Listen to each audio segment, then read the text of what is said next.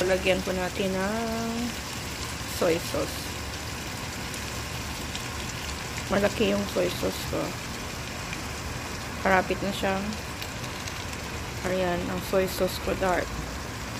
Mura kasi pag bumili ng malaking soy sauce. Tapos lagyan ko na ng pepper.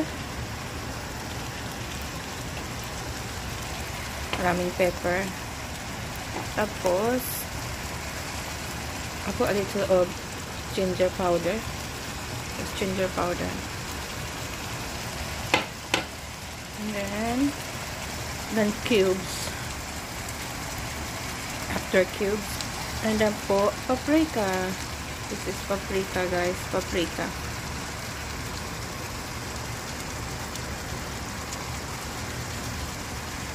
Okay.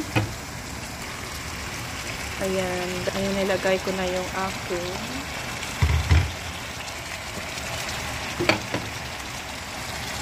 ingredients na. Ayan. Cabbage. Cabbage, guys. White cabbage.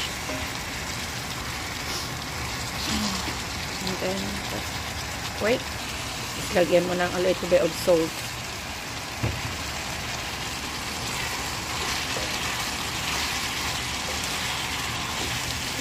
Tapos ganyan, fry ko lang siya.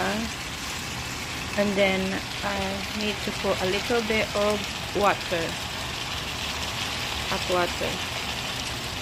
Then, let them simmer.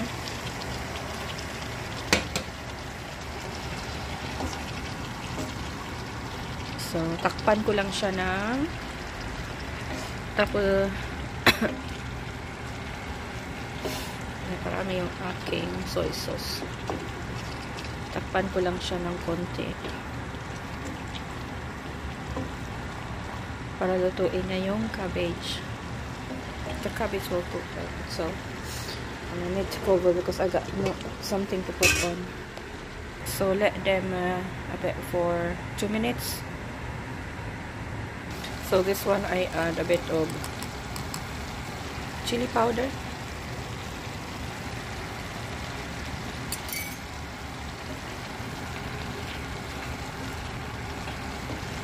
Because I don't have fresh.